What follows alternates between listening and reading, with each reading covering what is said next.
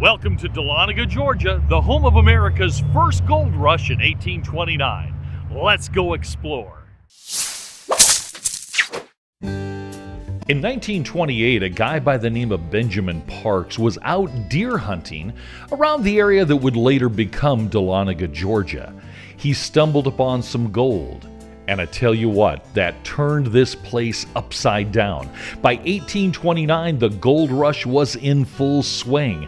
And by 1930, an estimated 10,000 miners had come to the area. Now, these early miners mostly used simple mining practices such as panning for gold to extract the valuable ore from area rivers. Dahlonega is a beautiful town located in the foothills of the Blue Ridge Mountains. It has a rich history and it really has some authentic southern charm. So when you get a chance to go to northern Georgia, you have got to take in Dahlonega. There are some wonderful stores like my favorite one called the Fudge Factory. You know me, if you listen to any of my videos, I love chocolate. And this is a fantastic place to get all kinds of different chocolates, confections, and all kinds of neat things. Now, this is called the Tea Rabbits. And as I was filming this, the owner came out and said, "Oh, you've got to come in and check this out. And I have this fantastic drink that I'm going to make you, and it is going to change your world." So I said, okay, I can't refuse that. You get lavender, coconut, salted caramel, your favorite raspberry. Coconut's the best, I personally think. We make a spicy version. It's the best chocolate you'll ever have, I promise. Okay, now I have to admit, I usually don't get food from places I film or whatever, but the lady who owned the rabbit hole made me this drink. It's a chocolate, sea salt, caramel, and strawberry on ice drink, and oh my God, it is absolutely delicious. If you're in Dahlonega, you gotta stop by and get one. This is the University of North Georgia in Dahlonega. Now, one of its buildings used to be a U.S. Mint, and the gold on top of this dome is made out of pure Dahlonega gold. Prior to the Civil War, this building used to be a United States Mint. In 1938, it became a mint, and in 1861, the Confederacy took it over, and they used it as one of their own mints. The Dahlonega Gold Museum is housed in the old Lumpkin County Courthouse, built in 1836. It's the oldest public building in North Georgia. Now, the museum is jam-packed full of all kinds of neat artifacts, gold coins, information about mining, and this bad boy. This was a water cannon. They would use this to spray it against the side of the mountain to wash away the dirt and expose the gold. And finally, this is a timeline of the interaction of America with gold, and of course, FDR saying, "Give us all the gold back. We want your gold." Right on the square, just across the street from the old courthouse, is the Dahlonega General Store. Now, this place has everything you can imagine. Souvenirs, clothing, gifts, one-of-a-kind items. It's really amazing. But my favorite thing was the player piano. I sat and watched this thing for about 10 minutes. If you're hungry or thirsty after sightseeing, just off the main square is Shenanigans Restaurant and Irish Pub. Now, this place is really cool.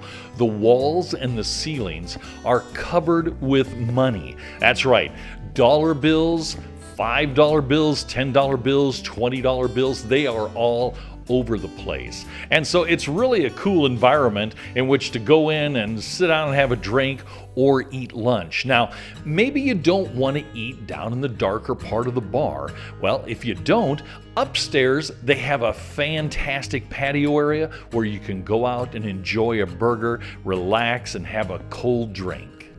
Next, just off the square, is Tumlin House and Vineyard. It's a wedding and events location, but one of the things that I found really cool about it is there's a vineyard.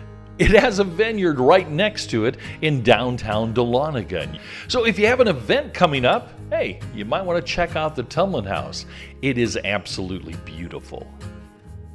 Okay, let's talk about what really made Dahlonega famous, and that is gold. This is the Consolidated Gold Mines. Now, while this wasn't an entrance to a mine, it played a very important role.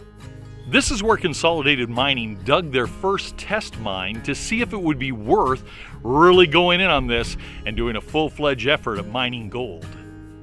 By the early 1840s, the easy-to-reach gold deposits had pretty much been depleted, and many of the miners had moved on to gold fields, especially after the start of the California gold rush.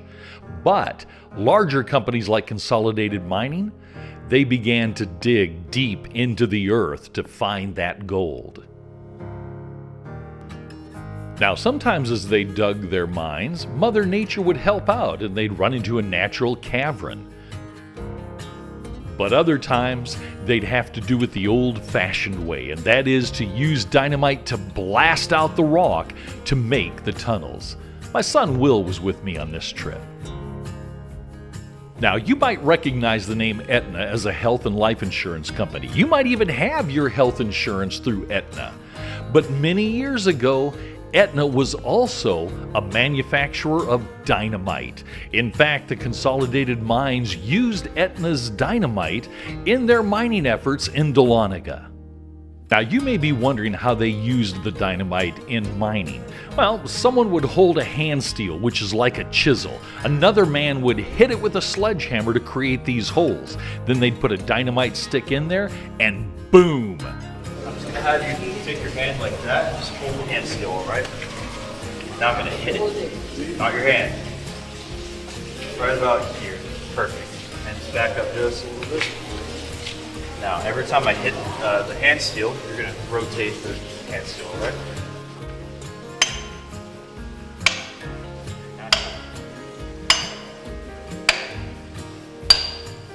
Now imagine doing that for 10 to 13 hours a day in a dark, damp gold mine. It was a tough way to make a living.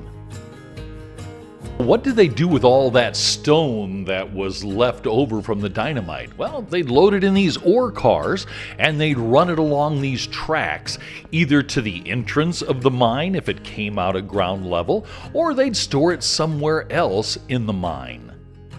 Whether it was candlelight in the early days of mining or electric lighting afterward, if the lights went out, it was dark. Now, imagine trying to find your way out of a mine in pitch black darkness. Well, once the 1900s came along, electricity was run down into the mines, but the only thing you had to worry about was hitting the high voltage electric lines.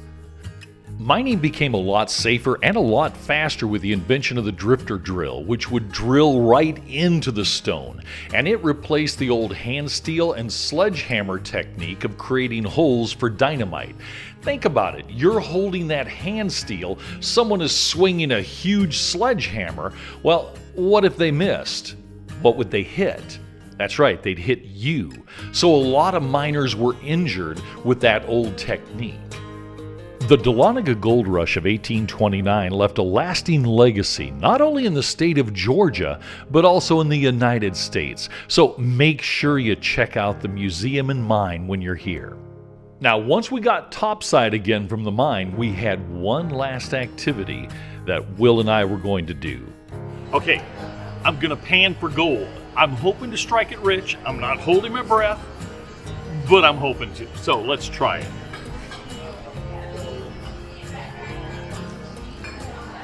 Okay, first you kind of shift side to side like this. Kind of loosen stuff up. And then you take it and you shake the sand down just to where it's on that red line. And you dip it underwater and let the residue come out. Now, to be honest, Will's technique was much better than mine. He got a lot more of the sediment out, and he found gold quicker than I did. The key to panning is shaking the sand back and forth and then dipping it down to where more sand disappears. Eventually, you get to where you find the gold. I can feel the gold, I'm telling you. When your pan is almost all out of sand, you take it up to the front and they'll help you finish up. There we go. There you go. Give it a couple of little swirls, and since the gold is so dense, it stays separated from the rest of the sand, just like that there at the top. There you go. Drop them in this tube for you. And now you're officially a gold miner. All right, life is good. There we go. Alrighty. Congratulations, beautiful job. All right, thank you much. There I am. It's not going to make me rich, folks, but I got some gold. 3 little nuggets. Will have some better luck than I did. Hey, it's Mark with Any Way You Travel. If you enjoyed our trip to Dahlonega, Georgia, hit the subscribe button and give us a thumbs up. That way YouTube spreads it to more travelers. Also hit the notification bell so you never miss another episode. Listen, when you're in northern Georgia, you have got to visit Dahlonega, Georgia. There is so much here. It is absolutely a beautiful town, and it is quintessentially a southern town with southern hospitality. You take care, and we will see you next time.